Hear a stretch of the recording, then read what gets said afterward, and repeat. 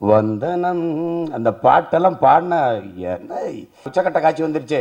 அப்புறம் ரெண்டாவதுலேருந்து சண்டை ஆரம்பிச்சு அப்படி போய் பரபரப்பாகணும். படுத்துக்கிட்டு கையில் ஒரு கோப்பையை வச்சு வாழ்வே மாயம் ஐய வாலி எழுதியிருப்பார். அதெல்லாம் புலமை பற்றி எழுதியிருப்பாருண்ணா. அதுக்கு மேலே ஒரு அப்பன் எழுதியிருப்பான். அதான் எங்கள் அப்பன். இது நெஞ்ச துவைக்கிற ராகம் இது. அது என்ன சொல்கிறார் அந்த ராகத்தில்? நெஞ்ச துவைக்கிற ராகம் இது. நிறுத்தின உடனே மொத்த திரையரங்க இருந்துச்சு. இன்னும் ஒரு வர போடுறா ஒன்ஸ் மறுனா பாருங்க. சந்தன மல்லிகை வாசம் வரும். சந்தன மல்லிகை எப்படிங்க வாசம் அதில் வரும் அப்படின்னா கேள்ற இந்த பாட்டை கேட்டால் வரும்டா. இசை இளையராஜாங்கும் போது மொத்த பேரும் கைதட்டினா. அன்னைக்கு தான் பார்த்தேன் கதாநாயகனுக்கு விழாத கைதட்டு ஒரு இசையமைப்பாளர் பேருக்கு விழுதுன்னா நாங்கள் சொல்கிறோம் இசை ஞானியும் அல்ல, அவர் இசை இறைவன் தான் நாங்கள் சொல்கிறோம். கங்கை அமரன் அவங்க தான் இங்கே மிகுந்த பெருமைக்குரியவர்கள்.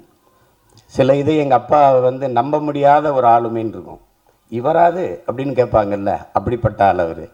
நீங்கள் வாழ்வை மாயம்னு ஒரு திரைப்படத்தை நீங்கள் பார்த்தீங்கன்னா அந்த படத்துக்கு எங்கள் இசையமைப்பாளர் பேரை மட்டும் பார்க்காம நீங்கள் பார்த்தீங்கன்னா யாருமே இவர் தான் இசையமைச்சிருப்பாருன்னு இந்த திரையரங்கில் யாரும் சொல்ல மாட்டீங்க. மிகச்சிறந்த இசையை வழங்கியிருப்பாங்க. அது அந்த இசையை அந்த பாடலை நாங்கள் படிக்கும்போது என்னுடைய நண்பர்கள்லாம் அதை பாட்டு போட்டியில் பாடுவாங்க. வந்தனம் அந்த பாட்டெல்லாம் பாடினா என்ன நினச்சி பார்க்க முடியாது. அந்த நீலவான ஓடையில் அந்த பாட்டெல்லாம் அப்பா. அப்புறம் வாழ்வே மாயம் ஒரு தத்துவம், வாழ்க்கை தத்துவம். வாலி ஐயாவும் அப்பா ஜேசஸ் அந்த இணைவில் உச்சக்கட்ட காட்சியில் பாட்டை போட்டு உட்கார வைக்க முடியும்னு ஒரு இசையமைப்பாளர் நிரூபிச்சிருக்காருன்னா யாராவது சொல்லுங்கள். கிளைமாக்ஸு சண்டை தானங்க எடுப்பீங்க. என்னப்பா சண்டை தானே எடுப்பீங்க நீங்கள்? அதுவும் அண்ணன் கமலஹாசன் மாதிரி ஒரு நடிகரை வச்சுக்கிட்டு மரணப்படுகையில் படுத்திருக்கிற ஒருத்தனை வச்சு பாட்டை போட்டு படத்தை உட்கார வச்சிட முடியும்னா அது எங்கள் அப்பாவால் முடியும்னு காட்டியிருப்பாப்புல. அதெல்லாம் பெரிய பெரிய சாதனை தான். எல்லாரும் உச்சக்கட்ட காட்சி வந்துருச்சு. அப்புறம் ரெண்டாவதுலேருந்து சண்டை ஆரம்பிச்சு அப்படி போய் பரபரப்பாகணும். படுத்துக்கிட்டு கையில் ஒரு கோப்பையை வச்சு வாழ்வே மாயம் நாடகம் விடும் நேரம்தான் உச்ச காட்சி ஐய அதோட கதை அப்படி இருக்கும் படம். நீங்கள் வேணால் எனக்காக ஒரு தடவை தொலைக்காட்சியில் போட்டால் தவறாமல் பாருங்கள். அப்போ யார் கங்கை அமரன்னு உங்களுக்கு தெரியும்.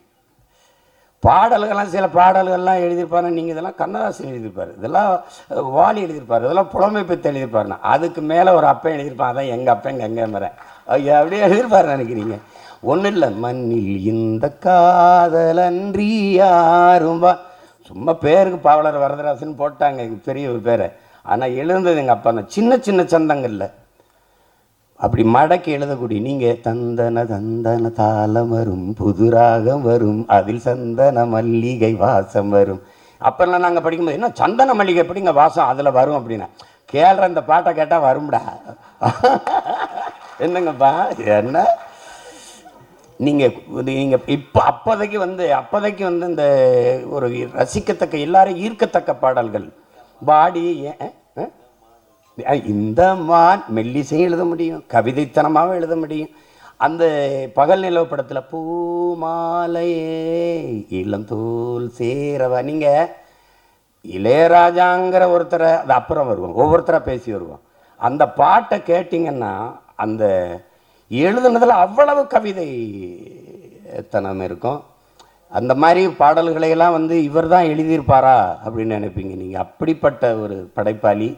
நீங்கள் கரகாட்டக்காரன் கங்கை அமரனா கரகாட்டக்காரன் படம் என்னென்னமோ நடிகர் நடித்து பார்த்தான். ஒரு வருஷம் ஓடுது ஒரு படம் அப்படின்னா எப்படி பாருங்க. அளப்பெரிய சாதனைகளை செய்த மேதைகள் நம்மோடு சாதாரணமாக உட்கார்ந்துருக்கிறார்கள்ங்கிறதுனாலேயே, அதாவது தாய்ப்பாலும் தண்ணீரும் மலிவாக கிடைக்கிறதுனாலே மனிதன் அதை மதிக்கிறதில்லை. பூமி தன காலுக்கு கீழே மிதிபடுறதுனாலே இந்த மனுஷப்பை அதை மதிக்கிறது இல்லைங்கிற மாதிரி நம்ம பக்கத்திற்கில் உட்கார்ந்துருந்ததுனாலே இந்த மகத்தான கலைஞர்களின் மதிப்பு நமக்கு தெரியறதில்லை. அதுதான் இங்கே இருக்கிற சிக்கல். மாபெரும் மேதைகள் படைப்பாளிகள் நம்மோடு வாழ்ந்துட்டு இருக்காங்க. அதில் ஒருவர் என்னுடைய அப்பா அது கங்கை அமரன் அவர்கள், அண்ணன் ஆர்வி உதயகுமார். அவருடைய படங்கள் எல்லாம் நீங்கள் கிழக்கு வாசல், பொன்னுமணி, சின்ன கவுண்டரு, எஜமான் படங்கள்லாம் பார்த்தா திரையில் ஒரு கவிதை தான். திரையில் ஒரு கவிதை. அதில் பொன்னுமணியில் அன்பை சுமந்து சுமந்து மொத்த படத்தையும் அந்த ரெண்டு நிமிஷம் பாடலில் கொண்டு வந்திருப்பாங்க. அப்பா இளையராஜாவும் அண்ணன் உதயகுமாரும் அவ்வளோ பெரிய படைப்பாளிகள். என் தம்பி பேரரசுலாம் வணிகத்தை குவிச்சு கொடுத்த ஒரு படைப்பாளி. எல்லாரும் எல்லா மேதைகளும் இங்கே இருக்கிறாங்க. இந்த விழாவிலே எனக்கு மகிழ்ச்சியும் நெகிழ்ச்சியுமாக இருக்கிற ஒரு பெரிய இது என்னுடைய தாய். ரொம்ப நாளாக நானும் என்னுடைய கையிலும் எங்கள் அம்மாவை தேடிக்கிட்டு இருக்கோம். அவங்களுக்கு பொங்கலுக்கு எடுத்த புடவை இன்னும் அப்படியே இருக்குது. அம்மாவை காணாம்னு எந்த பயல்கிட்ட கேட்டாலும் அம்மா அங்கே இருக்காங்க. இதெல்லாம் இந்த பயலுக்கு தெரிஞ்சிருக்கு, இவன் சொல்லவே இல்லை. இன்றைக்கி வந்து எங்கள் அம்மாவை இந்த விழாவில் தேடி கண்டுபிடிச்சி எனக்கு கொடுத்த இந்த நிகழ்ச்சியாளர்கள், குறிப்பாக அஜய்க்கு என்னுடைய அன்பும் நன்றியும். தமிழ் திரையுலகில், இந்த தென்னிந்திய உலகில் தலை சிறந்த படைப்பாளிகள் எடுத்திங்கன்னா பரதன், மணிரத்னம், ஐயா மகேந்திரன், இப்படிப்பட்ட படைப்பாளிகள்லாம் எடுத்திங்கன்னா எல்லா படைப்பாளிகளின் முதல் ஒளிப்பதிவாளர் என்னுடைய அப்பா பாலமகேந்திரா தான். அவர்கிட்ட இருந்து தான் இவங்க எப்படி உரையாடல் எழுதுவது, எப்படி காட்சி வைப்பது, நகர்த்துவது, எந்த இடத்தில் எப்படி காட்சி நகர்ந்தது எதுவுமே தெரியாது. அதை அவ்வளவு அழகாக அவர்கிட்ட இருந்து கற்றுக்கிட்டாங்க. அதே மாதிரி இந்த எல்லா படைப்பாளிகளுக்கும் முதல் படத்தில் இல்லை, எல்லா படத்துக்கும் இசையமைச்சது எங்கப்பா இளையராஜா தான். அப்படி ஒரு இது. இங்கே விழாவின் நாயகரை பற்றி நம்ம சொல்லணும். நாங்கள் வந்து இங்கே எல்லாரும் பேசிட்டாங்க, நீங்கள் சிம்பனி செல்வன்னு கொடுத்துருக்கிறீங்க. அது ஒன்றும் அவருக்கு ஒன்றும் பெருமை இல்லை. அவர் தனியாக ஒன்றும் சிம்பனி இசைக்க வேண்டியது இல்லை. அவருடைய ஒவ்வொரு பாடல்களினுடைய இசை கோர்ப்புமே மொத்தமாகவே சிம்பனி தான்.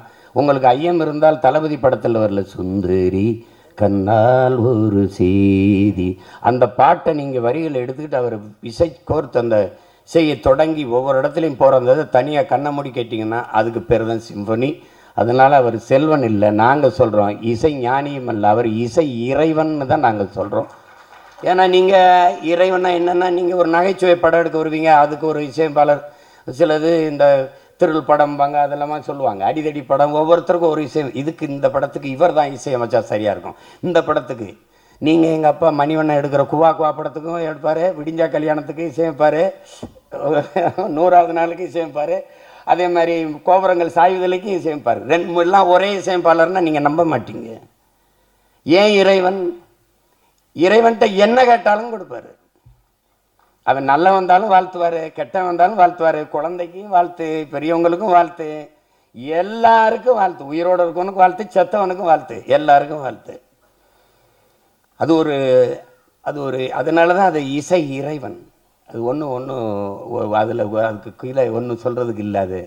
அவரை பொறுத்த வரைக்கும் நாங்கள் சின்ன பிள்ளைய படம் பார்க்க போகும்போது, அப்போ நான் வாழ வைப்பேன்னு நினைக்கிறேன், அந்த படத்தில் பார்க்குறோம். அப்படியே எங்கள் ஊரில் பார்க்கும்போது இசை இளையராஜாங்கும்போது மொத்த பேரும் கைதட்டினா, அன்னைக்கு தான் பார்த்தேன் கதாநாயகனுக்கு விழாத கைதட்டு ஒரு இசையமைப்பாளர் பேருக்கு விழுதுன்னா, அந்த மாதிரி ஒரு பெயர் இசையமைப்பாளர் பேர் போடும்போது தமிழ் திரையுலகில் கரவொளி எழுந்ததென்றால் அது இந்த நாட்டில் வரலாறு. இளையராஜா என்கிற ஒரு இசை மேதைக்கு தான் அது விழுந்திருக்கு. இளையராஜான்னு பேர் போட்டால் கைதட்டினான்.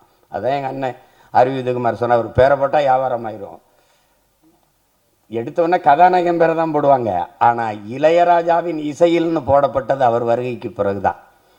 அதை நான் உணர்ந்த தருணங்கள் நிறைய இருக்குது, அதை நிறைய பேசியிருக்கேன், நேர குறைவாக இருக்குது. ஆனால் ஒன்று சொல்லணும்னு நினைக்கிறேன். எங்கள் அப்பா என்னுடைய அன்பு தம்பி மு களஞ்சியம் அவர்கள் இயக்கி எடுத்த படம் பூமணின்னு ஒரு படம். அந்த படம் வந்து கோயம்பேடு ரோகிணியில் திரையிட்டு இருந்தாங்க. நான் அப்போ கட்சிலாம் ஆரம்பிக்கல, அப்போ திரைத்துறையில் தான் இருக்கும். நாங்கள்லாம் போய் நண்பர்களோடு உட்காந்து பார்த்துக்கிட்டு இருந்தோம். பார்த்துட்டு இருக்கும்போது படம் ஓடுது. அதில் அண்ணன் முரளி, எங்கள் அப்பா மணிவண்ணன் இதெல்லாம் நடிச்சிருந்தாங்க, தேவையானிலாம் நடிச்சிருந்தாங்க. ஒளிப்பதிவெல்லாம் நல்லா இருந்தது. அப்போ படம் வரும்போது படம் போயிட்டுருக்கு, காட்சியெல்லாம் போயிட்டுருக்கு. அதில் முரளி அண்ணன் வந்து தேவையானியை திருமணம் செஞ்சுட்டு ஒரு இதில் அவங்களுக்குள்ள சின்ன பிரச்சனை. அப்போ வண்டியில் கூட்டிகிட்டு வர்ற மாதிரி, வண்டியில் காட்சி பதிவாகிறது எப்படி இருக்குது அப்படின்னா, பெரிய ஆடம்பரமான பின்புல மாற்றங்கள் இல்லை, நடன அசைவுகள் இல்லை, ஒன்றும் இல்லை. வண்டி ஒரு வண்டியில் உட்கார வச்சுட்டு கதாநாயகி உட்கார வச்சுட்டு கதாநாயகன் பாட்டு பாடிட்டு வர்றாரு, அவ்வளோதான். அந்த பாட்டு வித எம்பாட்டு நெஞ்சி நிற்கும் தாலாட்டு, ஓம் பொழுது போகணும் எனக்கோ பொழப்ப பார்க்கணும், அடிமானே இது நெஞ்ச துவைக்கிற ராகம் இது. அது என்ன சொல்றார் அந்த ராகத்தில்? நெஞ்ச துவைக்கிற ராகம் இது, நெஞ்சத்துள் வைக்கிற ராகம் இது. அது நெஞ்ச துவைக்கவும் செய்யும், நெஞ்சுக்குள்ள வைக்கிற ராகம் இது. நீங்கள் நம்ப மாட்டீங்க, அந்த பாட்டு ஒன்றுமில்ல, அந்த வண்டி இங்கிட்டு இங்கிட்டும் போகுது. பாட்டை முடித்து நிறுத்தின உடனே மொத்த திரையரங்க இருந்துச்சு. இன்னும் ஒரு வர போடுறா ஒன்ஸ் மோர் நான் பாருங்க. அன்னைக்கு தான் இருந்துச்சு இசையின் ஆக்கிரமிப்பு, இசையின் ஈர்ப்பு. ஏன்னா அவன் சொல்கிறான், இசையால் அடைய முடியாத இன்பமும் இல்லை, இசையால் துடைக்க முடியாத துன்பமும் இல்லைங்கிறான். எல்லா நோய்க்கும் ஒரு அருமருந்து இருக்குதுன்னா அது இசை தான். அந்த மருந்தை இந்த மண்ணுக்கு தந்த மகத்தான மருத்துவம் தான் எங்கள் அப்பா இளையராஜா. அது இந்த மனநல மருத்துவர் அவர் தயாரித்த படத்தில் எல்லாத்திற்கும் குணநல மருத்துவராக இருக்கிற எங்கள் அப்பா இளையராஜா இசையமைச்சிருப்பது மிகப்பெரிய இது.